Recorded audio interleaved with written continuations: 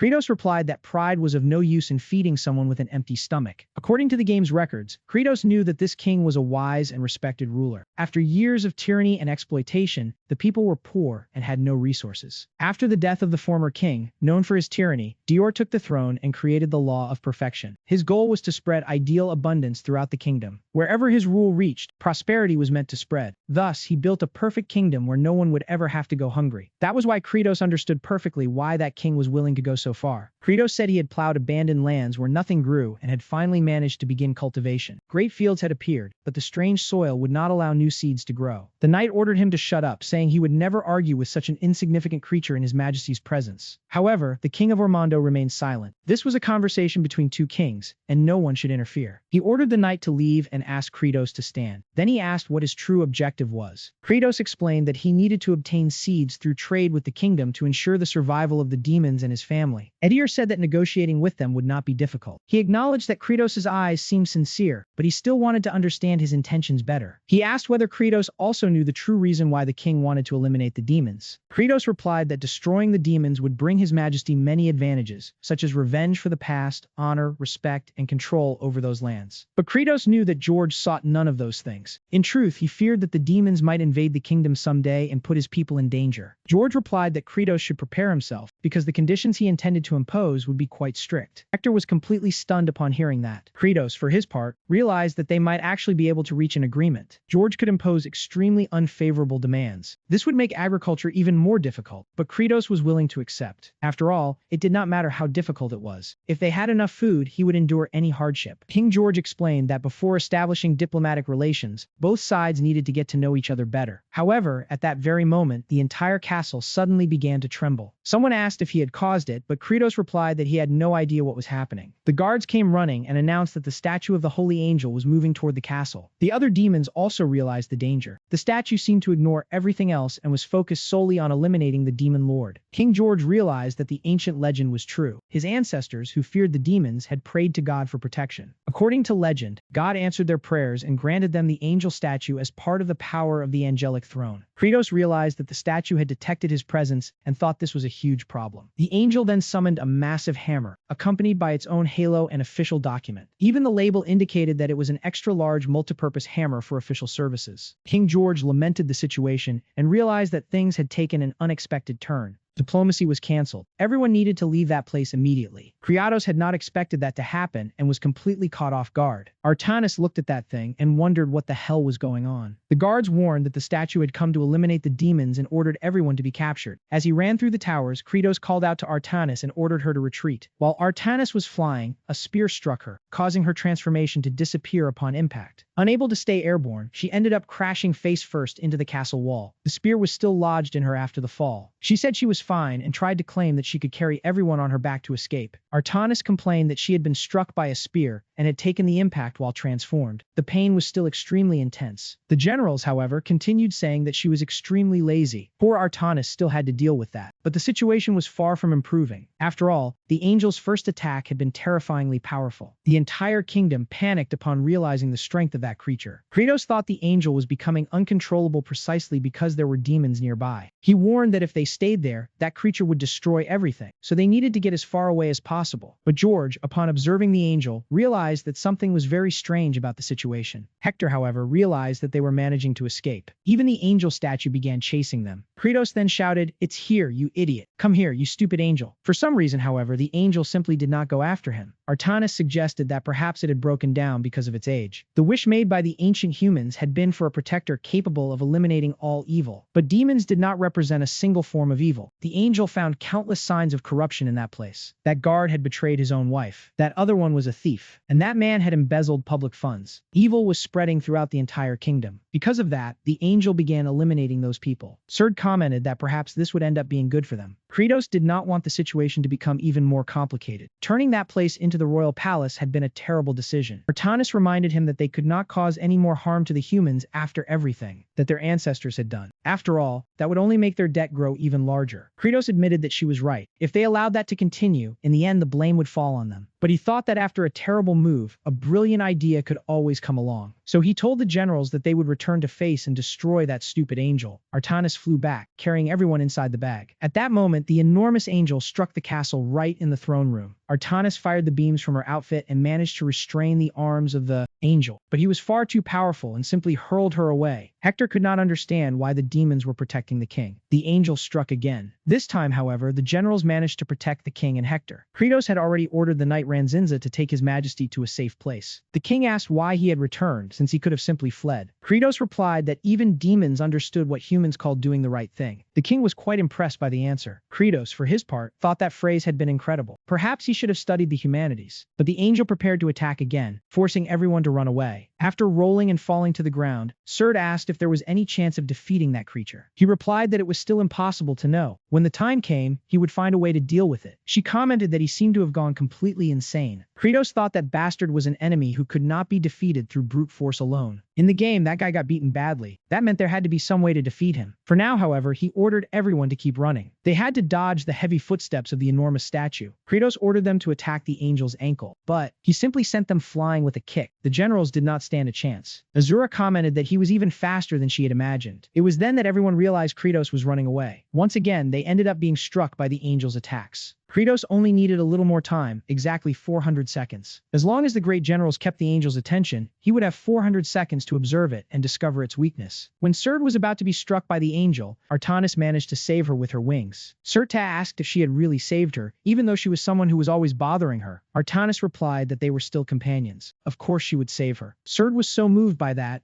she hugged Artanis in midair, causing the two of them to nearly fall. And once again, Andy charged forward with his hammer. Artanis managed to dodge while flying and took Serd to a safe place. Kratos realized that she had removed the spear from her wound, but she still seemed to be in pain. Then he thought that if Artanis could face him directly, perhaps that was why he removed the seal, allowing her to use the power of her own voice. When the angel fired that laser from its eyes, she responded with Impact Song, which managed to absorb the attack. He gathered all the angel's power and managed to bring it down. But after that, she ended up losing her voice. The angel launched its halo as an attack, knocking her down even when she tried to protect herself with her own wings. It was as if the halo were the angel's long-range attack, making up for its enormous weight and sluggishness. Asura had no idea how they could possibly deal with that. However, when he realized what was happening, Kratos had already started climbing the statue. With his determined gaze, Kratos realized that the angel had no specific weakness, but it possessed something called the emergency stop method. Even so, he managed to stop the impact using the spikes of punishment. He asked everyone to provide cover. His goal was to reach the creature's head. When the halo was fired toward him, Artana managed to hold it using her ribbons. The angel grabbed Kratos as if he were a tiny insect while he tried to climb up its body. But no, the back of its body was exposed. Everyone felt embarrassed by the situation, even the angel itself. This happened because it was using the glitch that allowed it to slide into the wall. At that moment, however, Liticrato was completely vulnerable, including from behind. Then the generals attacked the angel's legs to make it lose its balance, but it seemed that the situation had only gotten worse. Fortunately, Sir Hector appeared to help. Together with the generals, they struck the angel again, making it lose its balance, while Artanis continued holding its halo. Finally, Kratos reached the angel's neck and confirmed, with his determined gaze, the existence of the statue's emergency stop method. The method was simple, a true love's kiss. So he gave the angel a small kiss on the cheek. Artane wondered if he really liked that fruit, and indeed, the angel ended up falling. It was quite a hard fall. When it fell, it dropped the hammer, and all its power disappeared. Kratos thought, finally, we did it. Hector explained that he had heard that a sincere kiss could calm the fury of the angel statue. He never imagined the legend was true. Azura complained that he should have told them earlier, but Hector said it seemed far too absurd. The sacred angel statue had also caused great confusion in the game, as it could not distinguish allies from enemies. It attacked both humans and demons. Because of that, the humans resorted to the emergency stop method. That was how it ended up being launched from that place. Kratos remarked that it would be difficult to put that mess in order, but Hector replied that despite everything, they had managed to end the crisis. Artanis then asked if they had really defeated the angel. Kratos replied that she needed to pay more attention to what was happening. The poor girl was confused and asked what she had done wrong. The problem was that the angel statue had been created with the mission of eliminating demons, and it intended to fulfill that mission through self-destruction. When the statue opened its eyes, they turned red. Kratos had a strong feeling that something was wrong. That angel in the form of a statue had been created by the humans of ancient times and brought to life through the power of mana. One day, the celestial kingdom heard the humans' prayers. Then it granted the statue the power of a true angel. Now, it intended to release all that power at once. Serd asked what he was trying to do. Gareth replied that it was quite obvious. Whenever that beeping sound started, it meant that self-destruction was about to occur. He ran to the core and asked Artanis to cover him using part of her clothing. They had no other choice. He would have to use that trick. Sometime earlier in the land of demons, he had tried to test something with Hartog. As the demon lord, he possessed an ability he wanted to train, a special function of the mana seed system, obtained after resisting Artanis' attack, called Accept Everything. He had discovered that by concentrating all his nutritional focus points on life, he would automatically activate an ability capable of absorbing external attacks. Furthermore, this ability restored his own life. He needed to find out whether it would be useful in emergencies, so he was testing it at that moment. Then he concentrated everything on life, causing the Accept Everything ability to activate. He asked Artanis to hit him once and asked if she wanted a snack. She refused, but then she gave him only a small hit, and he complained that it was no good at all. Without a snack, she might end up getting hungry. So she struck him much harder in the face. At once, she thought that perhaps she had gone too far, but he had a satisfied expression, licking his lips. He thought that flavor would raise his blood sugar. It was sweet. Artanis thought he was extremely strange and unpleasant, and Kratos asked her to hit harder, insisting that she strike him in the face and not stop. Artanis said he was acting very strangely and pushed him away using the ribbons of her clothing. However, that reminded Kratos of a very soggy French toast covered in honey, Nutella, and strawberries. Later, the generals spotted the demon lord being hurled through the air in the distance. The group commented that this was true masochism. After he returned to the ground, Kratos kept thinking about the result of the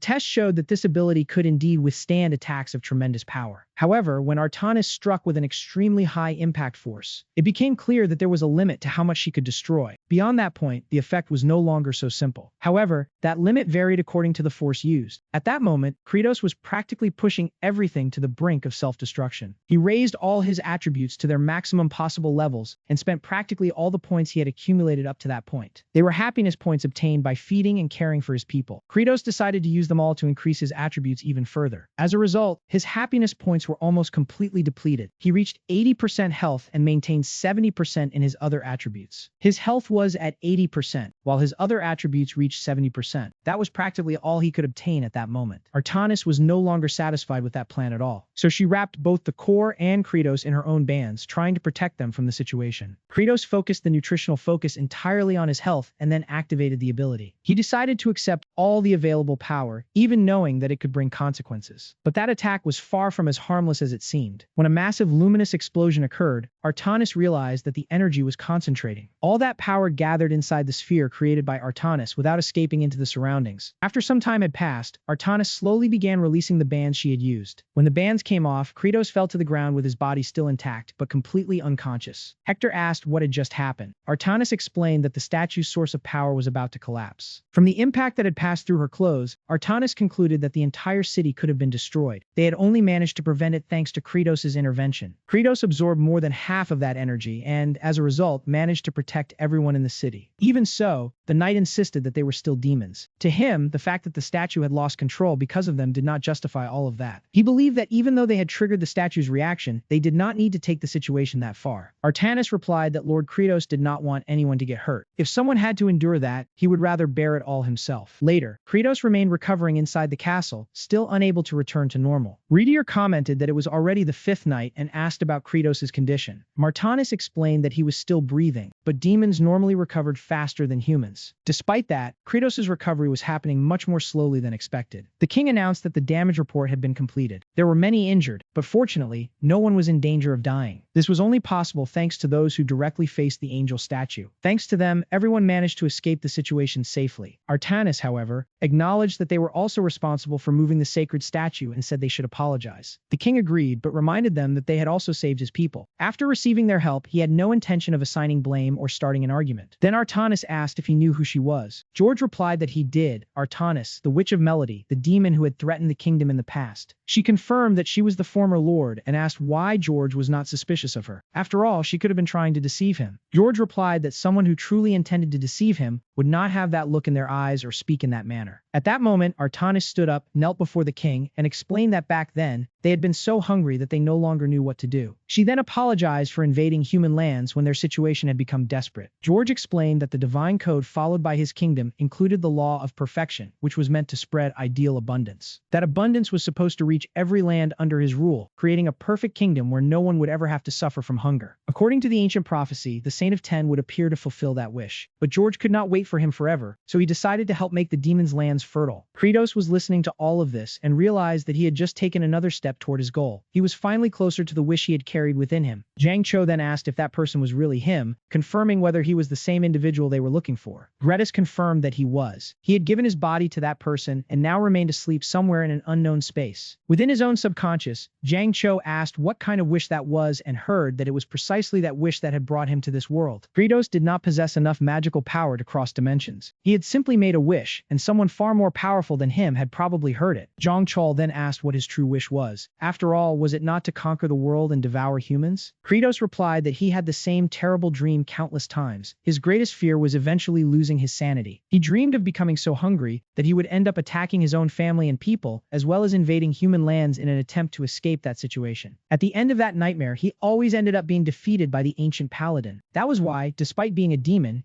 Kratos then prayed and asked what he should do in the face of that fate. His wish was simply to keep living alongside all other forms of life. He asked someone to save him, and that was how everything ended up happening. John Cho commented that Kratos had lost his own body and asked if he truly did not want to live. Remaining that way did not seem much different from being dead. Kratos replied that, to him, it made no difference. There was now another consciousness in his body fulfilling his wish, and he could rely on that presence. The system informed him that he had protected countless lives from a defective and absurd product created by the Celestial Kingdom. As a reward for that, the mana seed he possessed evolved into a mana sprout. The amplification rate increased to 24 times. As a bonus, he could also use 100% of Kratos' original vitality. But Kriato refused the reward. He made it clear that he did not want it and preferred to decline it. The system asked why he was complaining after receiving so many benefits. Kratos replied that when a game gives away too many things for free, it is usually because they will be needed later. He only wanted to farm in peace, but the system reminded him that agriculture also required strength. Kratos tried to understand what had just happened. He had finally found the real Kratos, who revealed that he had come to this world because of a wish. Then he asked what exactly the system was, whether it was some kind of god. The system replied that it was merely a message window and knew absolutely nothing beyond that. At that moment, Artanis became emotional when she realized that he had awakened. Unable to contain her emotions, she hugged him with all her strength. Kratos asked what was going on. Serge explained that they were not waiting for him, they were only there because the room was large. Asura confirmed it, pretending that no one had been worried. Baal said they were only trying to hide it because everyone had been worried. He even started talking about psychology and Freud, but Kratos asked him to stop. Master Jackdorn informed the king that Kratos had awakened after remaining asleep for exactly 10 days. The king replied that the 10th day was considered sacred, because anyone resurrected on that day would be destined to lead. He could not say for certain that it was really so, but perhaps Kratos was precisely that person. Meanwhile, in the makeshift castle of the Demon King, the messenger warned the team leader that an apparently very dangerous human was approaching. Hartog asked how an ordinary human could be so threatening. The messenger replied that he definitely did not seem like an ordinary human. Meanwhile, the paladin advanced through Kratos' fields. When Hartog saw his face, he immediately considered him a complete lunatic. He then ordered everyone to prepare for battle. Sometime later, the reconstruction of the capital began, and the workers were already securing the enormous giant statue. King George announced that there would be an event to recognize those responsible for saving the city. He wanted the citizens to know the whole truth. Everyone was deeply grateful. Since everything had happened suddenly during the night, the citizens did not even know that he had helped. Kratos apologized, but he thought revealing everything would not be a good idea. No human in that world would accept demons so easily. Some might doubt the story and even become frightened. Surely, there would be people who reacted badly to the revelation. The king asked if Kratos preferred to keep it a secret, even if his deeds ended up being forgotten. He replied that he had not done it seeking recognition. It was simply a small group of kind-hearted people might be able to accept them, and he trusted his majesty's understanding. Kratos turned completely red. The demon realized that his speech had worked. It almost seemed as though he had learned a graduate student's skill, praising the professor just the right amount. The king said that, even so, he could not pretend that nothing had happened. Kratos could ask for anything, and he was already very grateful for the opportunity to establish diplomatic relations. George explained that he always repaid the favors he received. Then he asked if Kratos would like him to help uphold his own golden rule. Kratos realized that this was the perfect opportunity. The time for reaping the harvest had finally arrived. He was not only a great hero for facing that monster, he was also an agronomist, as he had been responsible for planting the seeds. Kratos thought that if he refused every favor, he would only leave his own heart burdened, so he decided to ask the king for something. Therefore, he politely requested a treasure of the kingdom, the precious sword of Kabilon. The sword was a very useful piece of equipment in the game, capable of continuously restoring health in areas that inflicted damage over time. Its greatest feature was a special ability that removed any negative effect, including poisons. The sheath also possessed a powerful detoxifying effect. Thus, he could use it to purify the swamp of degradation. Since they already knew where the sword was, it would be enough to obtain at least the sheath. The king said that if he knew the sword, he should also know that it had been stolen long ago. Kratos replied that, if possible, he would like to receive at least the sheath. The king hesitated, as he wanted to at least keep the sheath. After all, if they had already asked for so much, Kratos became deeply dejected and began to say that he had been rude to make such an absurd request. He was merely an ignorant fellow who understood nothing and had even asked for anything at all. And to make matters worse, he had ended up saying something foolish. That demon mouth of his really was not helping. Even so, the king eventually gave in and asked him to take very good care of the sheath. And that was exactly what Kratos had hoped to obtain. He then received the sheath of the precious sword of Camelon back. Now he could purify the swamp. Just thinking about it already made him crave rice. That night, Kratos informed the generals that they would return home the following day, bringing supplies and the 200 engineers provided by the kingdom. Artanis pointed out that moving such a large group would certainly attract the humans' attention. After all, many might not be pleased with a diplomatic alliance between humans and demons. Asura replied that she was being far too negative. Surd then asked why he was being so cruel to his own sister. Baal reminded them that elders had to be respected. He said that Asura had no manners, leaving him completely confused by the complaint. Even Kratos agreed with Baal. Without Artanis' help, all of them might have faced a much worse fate. Asura remained sulky because he had only suffered a few scratches. Baal then advised him to stop dwelling on the past. Asura finally apologized to Artanis. She replied that Kratos, however, said that her words still needed to be taken seriously. It was impossible that no rumors had emerged, and opposition could appear against them at any moment. Suddenly, everything began shaking violently because the holy angel was moving again. Everyone prepared to evacuate, while the generals, Kratos prepared to fight and called for Branquilo, the Cursed One. To everyone's surprise, he was kneeling before the castle. The angel introduced himself as Branquilo, the stone statue that had come to life through the power of the angels. Kratos asked if his name was really Branquilo. He confirmed it and explained that he had come to offer his humble apologies for the defect in the Celestial Kingdom's product. Serd complained that if he wanted to apologize, he should do it properly. After all, what kind of apology was that, so humble? Baal tried to interrupt Serd, asking her to stop. She then asked if she had said something wrong. Branquilo declared that the Celestial Kingdom recognized the gravity of the situation. To compensate for the great damage caused in the lower world, they wished to offer a reward, especially to Demon Lord Kratos, who had managed to stop, and in doing so, saved countless lives. For this reason, the Celestial Kingdom would grant him a special privilege. From that moment onward, Branquilo is Kratos' servant and asked, please, to be allowed to use him for just purposes. The angel's core was destroyed, and now it barely has any strength left. Perhaps it is the end of communication. According to the laws of the Celestial Kingdom,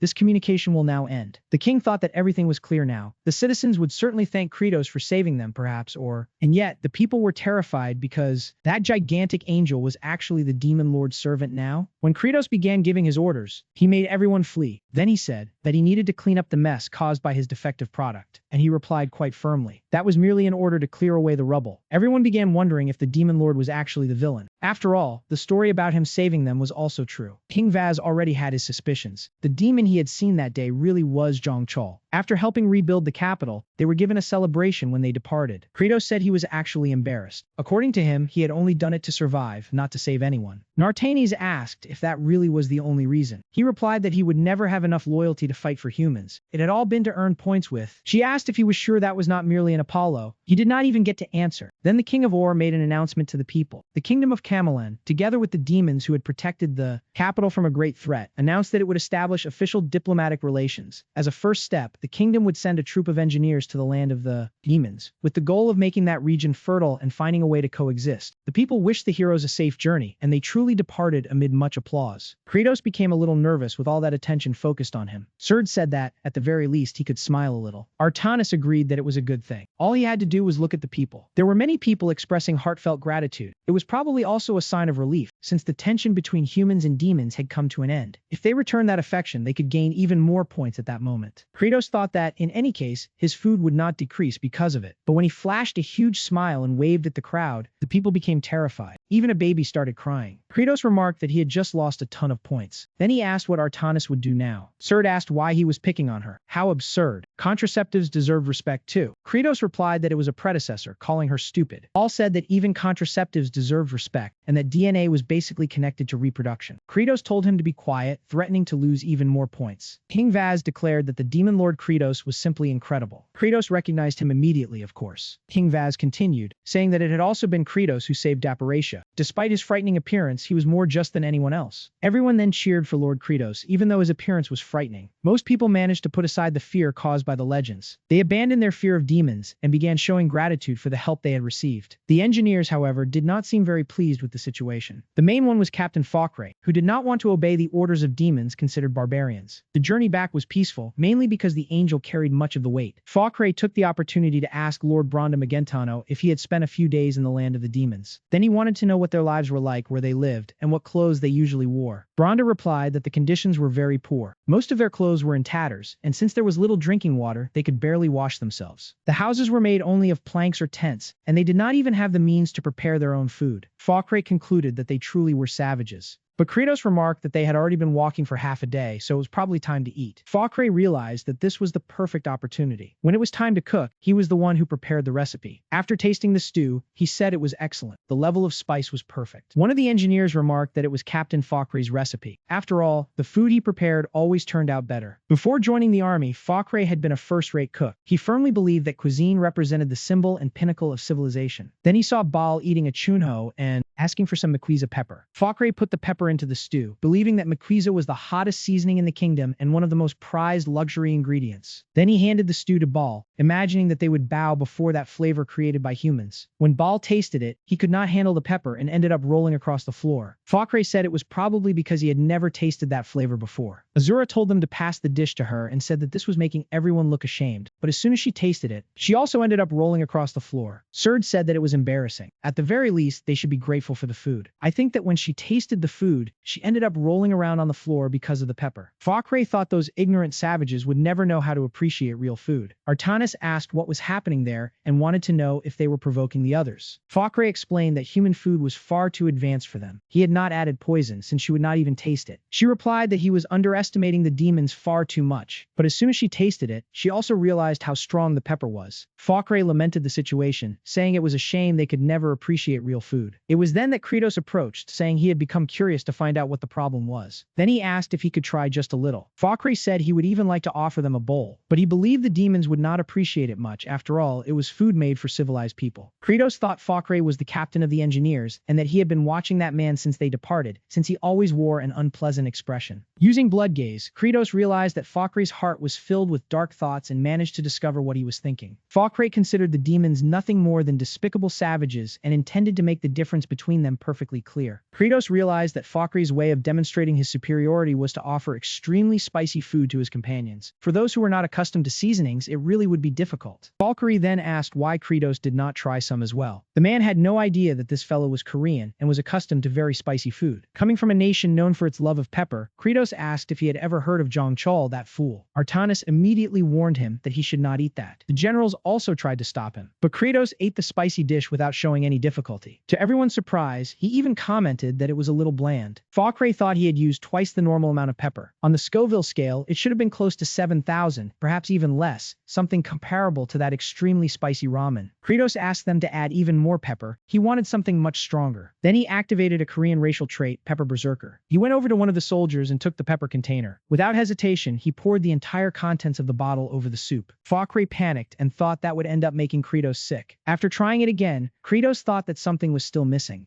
He asked what that powder was. Fakre explained that it was makiza pepper. Kratos asked if they had removed the seeds before turning the pepper into that powder and whether the placenta had also been removed. Fakre replied that this was obvious. If even the placenta were ground up, the mixture would become so hot that it would be practically impossible to endure. Kratos then asked if Fakre was weak when it came to pepper. Fakre did not even fully understand what that meant, but he felt deeply humiliated. So Kratos went straight to the shipment of Mekalo peppers. He picked one up and began chewing the pepper by itself. This time, he felt a little more heat and finally decided that it was good. Fakre asked how that was possible, unable to understand what he was seeing. After all, how could that human find so much pepper and still endure all of it? Kratos explained that he could eat things that were much spicier and that, to him, this was a demonstration of civilization. Fakre thought that was exactly what he expected from a demon lord. Kratos seemed to know very well what was going through his mind. Kratos commented that Fakre's criteria were rather strange. After all, that pepper had not even been cooked. He had simply eaten the pepper raw. To Kratos, that did not define civilization. If someone in the army was excellent at their job but could not tolerate pepper, that would not make them an inferior soldier. Kratos did not believe the world could simply be divided between superior and inferior people. There were many different criteria for evaluating a person. That idiot who could not tolerate pepper was always getting scolded, but he had a good heart and was more resilient than anyone else. That other one, who looked like she was sick, wielded a sword at an impressive speed. As for the fellow with the constipated look, he was excellent at taking care of children. The big man was extremely strong, as well as intelligent and highly experienced. In fact, Kratos considered him to have impressive abilities. So he told Fakre that even though he was weak when it came to pepper, he was still the best engineer in the kingdom. Kratos asked if he would be willing to teach the demons many things they still did not know about that kind of knowledge. When Fakre was left speechless, Bronda explained that he understood why Fakre acted that way. He too had grown up learning that he should hate demons. But the demons had changed as well. Therefore, humans needed to change too. They would leave the past behind and build a different future. Fakre agreed and said that he would also need to teach them some dishes capable of pleasing the demons' palates. Kratos then asked everyone to resume their march and head back to the land of demons. After traveling for several weeks, they were finally close to arriving. After weeks of marching, they finally arrived home, but they found a surprise. The paladin was waiting for them. A few weeks earlier, the paladin had indeed appeared in those lands and drawn everyone's attention. Hartog prepared to receive him and asked why that human was there, having come from such a distant region. The paladin replied that he had traveled there precisely to meet the demon lord Kratos. Hartog realized that he showed no hostile intent, but his presence was still extremely intimidating. Even the clothes he wore gave him a threatening and frightening appearance. But the lizard claimed that this man was responsible for the death of the fourth lord. It had happened at Megret Fortress, where his body was ultimately destroyed completely. The paladin said he hoped everyone could understand what had truly happened back then. The fourth lord had invaded human territory and tried to attack him, disobeying Lord Kratos' orders. It all ended in a confrontation between the two sides. Hartog replied that the demon lord was not present at the time and asked what the paladin wanted. The paladin explained that he only wanted to know who he was. Zephyrus approached and said he knew exactly who he was, the paladin who had remained asleep since ancient times. According to legend, he would awaken when demons invaded human territory, becoming the nameless hero destined to fight them. Hartog finally remembered that story. He was the ancient paladin who had slept in the seal tower since the time the demon lord announced that demons would begin cultivating the land. He had awakened, becoming the hero whose origins no one knew. The legend said that the demons would be defeated by him, but they could not enter the seal tower because of the barrier. The great general Ogma had remained at the entrance as a guard, but he was ultimately defeated by overwhelming force. When Kratos heard about it, they said he should find the paladin and finish him off. However, Kratos replied that there was no reason to fight as long as the other side left them alone, but now the paladin was there. The paladin asked how Zephyrus knew so much about him. Zephyrus explained that practically no demon was unaware of his legend. He also knew what he looked like thanks to the report from the great general Ogma. He did not know much beyond that, but believed the paladin had not come to fight, as long as no one provoked the humans. The paladin would not attack either, as Kratos had stated. Zephyrus confirmed that he trusted the Lord's words and said that he only wanted to remain there while waiting for his return. Hartog dispelled his power and agreed to the condition. He allowed the paladin to remain there. The paladin was taken to the tents, but his presence made everyone uneasy, including the humans who were there. He introduced himself as Zhang Chol and said he was counting on everyone. The humans, however, thought he looked even more frightening than the demons themselves. The paladin did not understand why there were humans in that place. From what he could see, they did not appear to be held hostage. Zephyrus explained that many things had happened. The humans were also staying there willingly and helping with the farming. Then the paladin asked if he could help with farming as well. When the demons saw the paladin working in the fields, they naturally became quite tense because of his presence. The paladin himself also remembered all of it whenever he encountered a demon. Whenever he saw them, his old instinct was to hunt them down and eliminate them without mercy. When Flute approached, calling out to T-Bong and inviting him to play for a while, the paladin immediately remembered everything he had done in the past. He remembered taking her father's life and also fighting that rampaging creature simply to gain experience. At that moment, as he remembered how he had put her life at risk in the past, he knelt before Flute and sincerely asked her to forgive him. The paladin admitted that he had made a mistake and apologized for everything he had done. When Kratos appeared, everyone headed to the castle for a meeting. The paladin asked who Kratos was, since he still knew nothing about him. Kratos replied that Zephyrus had probably already told him. He was the hero who had remained asleep since ancient times. The paladin wanted to know more. Kratos explained that aside from the legend about his immense strength and his destiny to fight the demons, there was almost no other information. Kratos thought that even the game provided no additional details. He only knew that the paladin did not seem hostile, but possessed enough strength to wipe them all out. The paladin could remember his previous lives, though only vaguely. For dozens of lives, he had repeated the same cycle of hunting demons, and none of it had been by his own choice. He had never stopped to think about what kind of person the demon before him was or what might be going through his mind. He never wondered whether that demon had a family or actually wanted to fight. Before, he simply acted without considering such things. Then he began to question why someone had forced him to take part in that massacre. He wondered who could be cruel enough to make him do such a thing. Kratos realized that this man seemed to know he was a player, and that, in some way, he was also a character. But perhaps he did not truly know. He had no understanding of the concept of a game and probably only sensed that someone was behind his actions. Perhaps he vaguely perceived that his actions followed orders from some entity. If Kratos said it was all the work of fate, the paladin might not know how to interpret it. So Kratos simply replied that he was Zhang Chol, someone who had come from another world. He believed that telling the truth would not make the paladin attack the demons. At that moment, it seemed like the only choice available. Later, the paladin continued reflecting on everything. He wondered whether he was truly the protagonist of a story called Joe. Then the paladin asked if that meant he was a being who, in reality, did not truly exist. Kratos replied that perhaps he was merely a character in some story, but he began to wonder whether that really mattered, either to the paladin or to the Lord himself. Kratos explained that they might be characters in a game, but they were there thinking freely and making their own choices. It did not matter whether they were protagonists in a game or mere extras in a story. If there was any task he could take responsibility for, the paladin was willing to help. Then he asked what he could do. He replied that he could help with the farming. Later, when he returned to the fields, he encountered the others again. Flute commented that he was the crybaby and was accompanied by Surd as they walked through the fields. Asura asked if that was the legendary nameless paladin. Surdy remarked that perhaps they should get rid of him since he had easily defeated the great General Ogma. Asura explained that Ogma had tried to practice cannibalism and had become impossible to control. That was why he had been exiled to guard the tower. In truth, the paladin had spared them all a major problem. Flute said that the adults claimed Lord Paladin would eventually kill them all. Then she asked if that was not true. Lord Kratos replied that it would not happen and said that the paladin seemed to be a good-natured person. He confirmed that it was true. He was a friend of the demon lord and had come to help him. Then Then he asked if those two standing behind him happened to be a couple. Asura called that absurd, saying that demons did not have that kind of relationship. Surd denied it as well, claiming they were merely co-workers and generals. But Flute calmly revealed that he was indeed her boyfriend. The two immediately asked her in low voices to keep quiet. When he looked at Surd's face, the paladin ended up remembering her. He recalled the battles they had fought in their past lives. She was the opponent who appeared right after Az. She would appear in tears and ask if he was the one who had defeated Asura. Now, he needed to show her his power as the monarch of extreme cold. When she was defeated, she called out to Asura and said that, in their next life, they could meet again in a land without hunger. She hoped that, this time, they would have something more precious than swords and armor. The paladin asked if they were Asura and Sergio. This time, he would fulfill their wish and do everything he could to help them. The two were confused and asked, unable to understand how that was possible. The paladin continued toward the swamp, remembering that Kratos had promised to turn that region into a rice field. Since he knew nothing about agriculture, there was not much he could do at that moment. All he could do was wait for the next task. That was when Bargia emerged from inside the hidden hammer. He asked why Kratos had never mentioned that or explained how to use his power. If he took the form of that sword instead of that ridiculous wand, his strength would be immense. The paladin replied that he was already strong enough and had no interest in that. After all, he also wanted help taking care of the agriculture. Bargia said that of course he would help. His wish was to make that land prosperous, as he was the god of abundance and bountiful harvests. Still concerned, he asked if he really trusted Kratos. Even though it was only a game, had it not been Kratos who led him down a path of destruction? The paladin replied that he would leave that decision to the game itself. Bargia asked him not to lower his guard. Kratos could become far more powerful than he imagined, and when the time came to face him, all he had to do was call him, as he could appear at any time. After Bargia returned inside the hammer, the paladin remained silent. The next morning, Kratos supervised the construction of proper quarters for the kingdom's engineers. Soon, he would leave on a journey and return. That was the first step in the plan to reclaim the swamp of degradation through cultivation. The first objective was to purify the poison. To do that, they needed the purification sword, which would allow the sheath to function properly. To accomplish that, he would have to recover the sword in the fourth stellar region known as the Storm Desert. Somewhere in that region, deep below, at the bottom of a massive underground chasm, there was Moroshi, an ordinary young man of the orc race, known for being considered weak. One day, a human merchant told him to buy the sword and head to the abandoned land. If he could defeat the demon lord, no one would look down on the orcs anymore. However, he took the wrong path and ended up falling into that chasm. Moroshi no longer knew how much time had passed. The hunger was becoming unbearable. All he wanted was for someone to get him out of there. He did not care who it was, even if it was the demon lord himself. That was when he heard footsteps approaching. And to his surprise, it was the demon lord himself. The young man introduced himself as Moroshi, belonging to the orc race. He had been trapped there for many years, for what seemed like an endless period. Throughout all that time, he had survived only on a few makeshift foods. Among them were some insects that appeared there. Then he asked if Kratos knew the Lord of the Orcs, a small and fragile race that had been hunted by monsters from an early age in isolated regions. His mother always told him that if he managed to survive, he should learn to speak well so he could communicate with other people. When he asked for help getting out of there, he ended up receiving a blow to the face. He kept talking nonstop and received another blow. Kratos then told him to speak more slowly. From that moment on, he was to speak only 3 sentences at a time. If he exceeded that limit, there would be trouble. Moroshi commented that it was the first time he had been treated that way, although he was already accustomed to difficult situations. Since Kratos had not attacked him immediately, Moroshi concluded that he did not intend to kill him. Kratos warned that if he continued speaking in more than 3 sentences, Moroshi became dejected. Kratos began wondering if he really was incapable of speaking without going on for so long. Then Moroshi pointed to the sword strapped to his waist. If he received that sword, he could offer food in exchange and help get him out of that hole. Moroshi, however, explained that Lala did not want to be away from him. Kratos wondered if he had given that creature a name. In the game, obtaining the precious sword of Camelon was simple. All he had to do was find Moroshi, and then he would start pouring out an enormous amount of dialogue. In that situation, all he had to do was lose patience with him and move on to obtain the sword. But this was the real world, so eliminating a life in that manner was completely out of the question. Kratos explained to Moroshi that if he remained trapped there, he would eventually die. It would be far more beneficial for both of them to reach an agreement. Moroshi admitted that he was right, but said that Lala did not like the idea. Kratos lost his patience and ordered him to stop that and hand over the sword already. He insisted again that he hand over the sword. However, when he tried to take it, Lala complained, asking where he was touching. After all, according to her, Lala belonged completely to Moroshi. Kratos was surprised to realize something. My god, the sword is talking. Lala complained that Moroshi was not taking proper proper care of her. That monstrosity had even touched her. Moroshi apologized and promised to take better care of her. Lala replied that he always said that. Meanwhile, Kratos continued pulling at the pea. Lala said she wanted to see him try to separate her from Moroshi. She would not even use a tenth of her true. The man simply dismissed the idea. Moroshi said he was hungry, and the man stated that he would get him out of there. Lala asked if he no longer wanted to keep living with her. He explained that he was hungry and wanted to keep living. He was simply feeling too suffocated. She admitted that she had made a mistake. Moroshi was probably acting strangely because he was hungry, so he could not really want to separate from her. Then she apologized for that. Lolo did not accept the explanation. She said that if he really believed that, he should release her with his own hands. Kratos asked whether, if Moroshi released Lala with his own hands, she would also give up on everything and look for a new master. She replied that it would probably end up happening that way, but Moroshi would never have enough strength to do it. Kratos confirmed that, at that moment, he really did not have the strength to do so. Later, he took Moroshi to Baal. They said they had a special mission for him, to take that scrawny orc and turn him into a muscular monstrosity like Baal. Sometime later, Baal asked if Moroshi had ever done any kind of exercise. Moroshi replied that he had not. Lala said he was a soft, pathetic weakling, so it was obvious that he had never trained. To her, he was weak, had no willpower, and was completely useless. Baal warned Moroshi not to listen to the sword. She was always saying things just to get in the way. It was a form of manipulation, like hypnosis that distorted reality. It was called gaslighting. Lala thought he really did look like an idiot, but despite that, he was quite intelligent. Baal said that he had also once been weak. He had only been a slaughter demon, but he decided to work hard and change. He trained, even though it was difficult. 2 or 3 days passed. The days continued to pass, but nothing seemed to change. In general, living beings give up when they do not receive a quick reward. Everyone works more or less that way. Baal, however, simply continued because that was what he did. Lala thought it was absurd to call him stupid, since she considered Baal very intelligent. Baal explained that those apparently identical days accumulated until they became 10 years of repetition, and that was what made him strong. Then he told Moroshi that they would begin with the goal of turning him into the best version of himself possible. Moroshi was determined, but sometime later, he could not even lift 2 stones. Faced with the difficulty, he gave up right then and there. Lala asked if that had been gaslighting. After all, he had not even managed to do a single exercise. Baal agreed, saying that the fellow really seemed beyond saving. Lala complained to him for talking that way. Baal said that they were far too annoying. The servant asked how the training was going, and Baal predicted difficulties since the young man had a very weak mind. Kratos said he had expected that. There was a very distant country called Korea, where many people wanted to exercise. At first, everyone believed they had willpower and would succeed, but that determination was like the flame of a candle. Most people gave up and threw everything away quickly. However, there were 2 types of people who could persist. The first were the crazy ones who genuinely enjoyed exercising. The second group consisted of those who were forced to keep going. Then he called the entire agricultural troop. They surrounded Moroshi and started clapping while shouting at him to get up. Get up, come on, get up. Moroshi thought that if he did not get up, he would probably end up in an even worse situation. So he got up and picked up the stones. The man told him to hold on, you little weakling. He said they would start slowly, with just 1 repetition. Lala asked if he really could not do it and if he wanted to keep going with Moroshi. Even so, the demons continued to pressure him. Moroshi gathered his strength and managed to complete the repetition. Everyone cheered, saying that was it and telling him to keep going. But the man found it strange and asked what he was doing. Baal noticed that his posture was wrong. If his posture was not correct, that repetition would not count. And that was how Moroshi's bodybuilding project began, based on intense and constant training. The human engineers unit's quarters were completed quickly. They decided to help plant corn while the swamp's poison disappeared. All of this was possible thanks to the paladin's monstrous strength. The farm expanded in an instant. With that, time passed quickly in that once abandoned land. On another day of training, Moroshi followed Baal's special exercise, carrying that enormous stone. Baal explained that farming and exercise were similar. Sprouts did not grow faster just because someone was in a hurry. Everything had its own time. All he needed to do was keep working and wait for the right moment. And Moroshi was truly doing his best to keep going. Until, during that 3 sisters harvest, everything finally began to sprout. Kratos said that was excellent. The seeds sent by the kingdom were of excellent quality. Then it was time to find out whether the other seed was also ready. After a long time, Moroshi had become completely muscular. Then the creator asked if he was ready to say goodbye. Moroshi replied that he was ready. Kratos was surprised, thinking that he had even picked up Baal's way of speaking. Before leaving, Moroshi thanked Lala for everything. Lala asked if he wanted to try freeing her and see if he could do it. At that decisive moment, Kratos remembered Baal saying that orcs were not weak, because they had the most powerful genetics of all. They only needed to train them to reveal their true potential. The time had come to free her, but she would resist with all her strength to remain trapped. So he pulled with everything he had, had, generating tremendous pressure. Bal remembered Moroshi's training. The first time he lifted weights, Bal told him to feel his muscles working and noticed that they were getting bigger. The monster was beginning to emerge from the ice. Bal then ended the training, saying that it was very good and that today's set was over. Tomorrow, they would increase the weight. When Moroshi fell down to rest for a moment, he took the opportunity to catch his breath. Lala asked if he never got tired of training all day and whether he really wanted to keep trying to separate himself from her. Moroshi replied that he would not do that. All that suffering would be pointless if he remained weak. Then he asked for just a little silence. Lala was surprised and asked what he had said, as if he were telling her to be quiet. He apologized and explained that, because he was gaining muscle, he had become a little more aggressive. Lala teased him, saying that he should lose those ugly muscles, stop training, and simply starve himself. Moroshi explained that he was not training to separate himself from her. He did it because the complaints and provocations no longer affected him. Now he wanted to prove his worth and show that he was a true warrior. If he had been alone in that abyss, he would have gone insane. Lala was the one who kept him alive in that place, and also the one who helped him surpass his own limits. Then she said she wanted to see if he could get her out of there. That was precisely why Lala was not making it easy for him. She told him to pull with all the strength he had. Moroshi then gathered all the strength he still possessed. Kratos shouted for him to use all his strength. If he failed, they would all end up losing their lives. Moroshi thought that perhaps all that effort was finally paying off. Lala asked what he would do if he could not succeed. To her, Moroshi had already proven that he was a true warrior. After so much effort, he finally managed to pull out the sword. Bal and Kratos celebrated together, acknowledging that he had succeeded. Kratos was impressed and commented that he had never imagined an orc could be so strong. Lala was very proud of him and asked him to return to the village and tell the others everything, showing the orcs that they could also become stronger. Moroshi thanked him and also told the demon lord that he had much to thank him for. It was thanks to Kratos that he began training and managed to reach that point. Before leaving, he asked him to take good care of Lala. When Moroshi left, Kratos wondered why he had started putting oink at the end of his sentences. The system informed him that he had acquired the precious sword of Camelin. The first passive recovered 12 health points per second, while the second made satiety last 5 times longer. Kratos thought that was much better than the version that existed in the game. Lala then commented dejectedly that she had suffered another rejection. Lala always ended up being rejected. The mage who created her abandoned her because she talked too much. Later, the thief also left her because he considered her clingy. After that, she was abandoned once again. She asked if Kratos also intended to take her outside. After all, she already knew she was a bad, inconvenient, and rather clumsy sword. Kratos replied that Moroshi had only managed to become strong because of her. Besides, he would never abandon his family because he was the demon lord. Lala ended up falling in love with him very quickly. Artanis asked if he had finally obtained the precious sword. Kratos confirmed it and said that from that moment on, they would also have a rice field. Lala was very happy to finally be reunited with her scabbard. The precious sword of Camelin then revealed its true power. It was the nutrient extraction ability. The sword absorbed and extracted 1% of the target's nutrients every second. If the nutrients were beneficial, it restored health and stamina. If they were toxic, they were broken down, neutralized, and expelled. Because of this, Kratos went to the degradation swamp to remove the impurities from that place. Kratos announced that they could finally begin cultivation. The first step was to eliminate the poison from the swamp. Lala's nutrient extraction solved the problem, leaving the water completely crystal clear. Lala was also unaffected. Everything she absorbed was broken down and released into the air, so simply walking through the swamp was enough to purify it. The problem was that Kratos was being pushed very hard, since he needed to spend a large amount of mana. It was difficult, since no nutrients were reaching him. But earning one's own livelihood had never been easy, so he decided to continue. The paladin approached and asked what Kratos was doing. Artanis explained that he was purifying the swamp's poison so they could plant rice. Watching Kratos' efforts, the paladin realized that he was truly pushing himself beyond his limits. He asked if Kratos was alright. Artanis replied that he was, explaining that he always pushed his own limits because he needed to protect everyone. The paladin remembered that in his memory, that witch seemed driven only by anger and brute force, but now she seemed different. In fact, she was the one who understood other people's feelings best. Perhaps deep down, she was truly a warm person. Bargia, however, called that hypocrisy. After all, Kratos had used that person to take many lives, and now he was working hard to save other people. To Bargia, that was not kindness. When that land finally was, perhaps he really is preparing everything to return to the human world, or maybe he simply wants to strengthen them before attacking them. After all, he is still the demon lord. The paladin did not believe it and replied that he had also abandoned the path of death to choose life, so it would not be strange for Zhang Chol or Kratos to make the same choice. Ford commented that, since they trusted him so much, there was no problem with letting him stay. When he returned, Artanis noticed that something was different, although it did not seem to be a cause for concern. Kratos welcomed him, saying it was good to see him back, Paladin. The Paladin replied that he felt a little tired and asked if he could rest for a while. Kratos explained that resting would not make the rice appear. They needed to move on to the second stage of the work. The second stage consisted of purifying the area by removing the algae accumulated at the bottom of the water. The engineering unit would be responsible for this task. With Artanis' help, however, the process became much faster. When she used her power, Falkray thought they were playing with that creature by putting pepper on it. In fact, he should be grateful that he was still in one piece after that prank. Kratos explained that, for the third stage, he would need the Paladin's help along with the generals. They headed to a distant region, and the Paladin asked whether it was really necessary to go that far. Kratos confirmed that it was. Near the village of exiles, there was a small stream, and something essential for the development of the crops could be found there. Then he showed the Paladin a small family of snails. Kratos explained that those animals helped keep the fields healthy. The Paladin replied that if they were necessary for the farm, he was willing to help. He even drew his sword, but Kratos asked him not to hurt them. Those snails would eat the weeds in the fields, serving as natural pesticides. After all, who would have the heart to hurt such adorable creatures? The Paladin apologized. Normally, the missions he received involved fighting someone, so he did not really know how to act in that situation. Kratos simply did not know how to respond. Serd thought the snails were adorable and asked if he could raise some at home. Baal explained that benthic invertebrates were difficult to raise at home. Asura then asked where he had learned all those complicated terms. The Paladin said that, in this life, he would do everything differently. This time, his goal was to protect people, not fight them. Ardud agreed, saying that was exactly right. The third stage consisted of releasing the snails into the swamp of degradation. After that, they could begin preparing the rice field. Since they were very hungry and reproduced quickly, they would end up consuming practically all the weeds in the area. The fourth step would be to divide the areas and determine the location of the reservoir. After that, the engineering unit would get to work. The engineers would begin construction. The fifth stage would then be to spread the rice seeds across the field. When they reached the storage area, Hartog explained that preparing the rice field would take quite a while. Kratos, however, said they could begin sowing immediately. The Paladin realized that Hartog was always prepared to deal with different situations and strategies. Because of that, he concluded that Hartog was probably one of the most cunning demons he knew. Hartog suggested planting the rice somewhere else while the main field was being prepared. Then, once the seedlings grew, they could be transferred to the permanent field, allowing the weaker ones to be discarded and resources to be saved. The Paladin admitted that Hartog was truly very intelligent. Hartog explained that, to make the transfer easier, it would be better to grow the rice in boxes filled with soil. He would prepare everything immediately. Kratos commented that, honestly, he did not know whether the farm would work so well without Hartog. The general replied that, of course, it would not, since Kratos had taught him almost everything he knew. First, the seeds needed to be soaked in water. Then, once the sprouts appeared, they should be transferred to seedling trays, maintaining the proper temperature and humidity. From there, all they had to do was carefully monitor their development. Now came the sixth stage, which would also be the most difficult of all, the so-called hellish planting. Meanwhile, a group of adventurers was passing through Magrath Fortress, heading toward the demon's lands. They carefully analyzed the development of the sprouts, observing every detail of their growth. The weather was favorable, nitrogen absorption was excellent, water circulation was adequate, and root development had already been completed. Kratos thought that ability was incredible. It allowed them to understand all that information quickly without having to check each individual seedling. That way, they could begin planting the seedlings without worry. Normally, this kind of work was quite exhausting. Fortunately, they had a high-performance planting tractor. Kratos then explained that, from that point onward, the responsibility would belong to Artanis. She released her many bands and began working on the planting. With their help, she managed to position the seedlings at an impressive speed. However, when she began placing them, Kratos asked what she was doing and reminded her that the proper distance between each seedling had to be maintained. If they were too close together, they would lack nutrients and ventilation. But if they were planted too far apart, they would end up wasting space. Then Thales started a new row and asked the rest of the team for help. The problem was that no one seemed to know exactly how to help her with that task. Kratos lost his patience and announced that she was fired. Artanis became so sad that she went to the canyon to reflect. She only wanted to contribute and help with the work. This time, Timon went after her to try to comfort her. He gave her a participation award, and that brought some of Artanis' happiness back. Later, the Paladin regained his focus and continued the work. They began placing all the sprouts in perfectly aligned rows, one after another. The farming team thought the Paladin was extremely skilled, but he was too strong and ended up damaging some of the leaves. Kratos also had to stop him and told him that he was fired. The Paladin ended up going to the same little corner reserved for reflecting on his mistakes. Kratos realized that people who were too powerful were not necessarily suited for that job. In the end, they would have to return to the traditional method. Then the Paladin regained his focus, maintaining that serious expression as he prepared to try again. He realized that the water was disappearing far too quickly in that area, probably because the soil there was very hard. The agricultural team was struggling with the work. Planting rice required a great deal of energy, and everyone was giving it their all. Even so, they could not make any mistakes. Besides that, he felt a sharp pain in his eyes from using that ability repeatedly. However, his bloodied gaze had reached level 3. The activation time had dropped to 180 seconds, and now he could predict the target for up to 10 hours. At least the ability had become more efficient. He thought he could not afford to relax at that very moment. Then he activated Blood Eye once again. The generals were busy planting the sprouts, all of them wearing their galoshes. Sir then asked if anyone had seen the demon lord resting lately. Even the paladin noticed that he was exhausted, but suddenly, he simply collapsed. He fell face first onto the ground and fainted in the middle of the rice field. When he returned to his subconscious, the real Kratos advised him to demand less from his own body. Zhang Chol wondered if the farm would not end up falling into ruin if he did not work hard. But the Lord replied that acting in haste almost always made people choose the wrong path. John remarked that he was clever and asked if he would receive a lesson like that every time he went to sleep. Kratos explained that whenever he fainted, his consciousness awakened a little more. If this continued, he might eventually regain control of his own body. Zhang Chol complained that at this rate, he would not be able to take proper care of the farm. Kratos replied that someone was nearby. A friend had just arrived. That was when he heard a little song, "Those who do not know how to plant are not fit for marriage." When the guy woke up, he asked how the paladin knew that song. He explained that he occasionally heard Kratos' voice, especially when he was sent to retrieve items lying on the ground. Planting was a curious and even fun experience. With his support, Kratos could rest a little while the work continued. Then Kratos started singing again, "Those who do not know how to plant are not fit for marriage." The song ended up cheering everyone up during the work. Meanwhile, the group of explorers, consisting of the elf, the dwarf, and the human mage, watched the scene and interpreted everything as some kind of very strange demonic ritual. A few months earlier, in the elves' territory in the Everglow Forest, the elf Alina had been summoned by her mistress Melina. Melina said she had an important mission for her. According to the reports, humans and demons had established diplomatic relations. Alina was surprised and asked how that was possible. How could those races considered cruel have formed an alliance? Melina explained that they were probably planning to invade the other races and place the entire continent under their control. Alina concluded that they should prepare for war, but Melina warned that this would be dangerous. Those creatures were cunning and did not even hide the fact that they were establishing relations. They would surely use some convenient excuse to make justice appear responsible for starting a conflict. If the other races separated to go to war at that moment, the demons could make it appear that they were the aggressors. Then they would gather the forces of the other races to attack the forest. Naive races, such as the dwarves, could be deceived with great ease. Because of that, Alina was to go to the land of the demons as the elves' diplomat. They also needed to establish diplomatic relations with the demons. Then they would use their strength to eliminate the hostile factions first. Once they lowered their guard, they could act. Melina asked if Alina could do it, and she replied that she could, for the peace and survival of the elves. Carrying the fate of her entire race on her shoulders, Alina departed for the land of the demons. At Magrath Fortress, located between the land of demons and the human kingdom, she met two other people who were also heading to the same destination. Gratos, the diplomat, did not, and Malenkov, sent by the human magic tower. They all had the same goal. After all, this was a situation capable of worrying anyone. Alina knew that the magic tower maintained a certain level of exchange with the human kingdom. Perhaps they were trying to take advantage of that opportunity. But that did not matter to her. Alina would move forward and do everything she could to protect the elves. At least, that was what she thought. Until she came across that strange ritual involving the demon's rice. She simply could not understand what they were doing there. That aura was evil and overwhelming. Without a doubt, that could only be the Lord. When they finally approached, they stepped into the rice field. "Do not dare move. Stay exactly where you are." Alina thought it was exactly what she expected from him, getting so angry simply because they had not brought a gift. Gratos realized that he did not want to fight. After all, they would not have the slightest chance of winning. Malenkov, meanwhile, realized that his plan could end up being completely compromised. However, Kratos simply handed them a batch of rice sprouts and ordered them to start planting them since they were not doing anything else. Alina explained that they had arrived as diplomats, but Kratos replied that if they kept stalling, they would not receive any food. Alina thought that they did not even offer food to diplomats. Truly, it was exactly what one would expect from the demon lord. Kratos ordered the experienced instructors to teach those useless fools how to plant. Baal asked Gratos what kind of life they had led to reach the point of not knowing how to do that. Asura told him to get a grip and stop acting like an idiot. Serd warned the elf that if she did not move quickly enough, she would look like she had 6 arms and might end up pulling everything out. Alina, however, replied that she really did have 6 arms. Then they put everyone to work. "Come on, plant.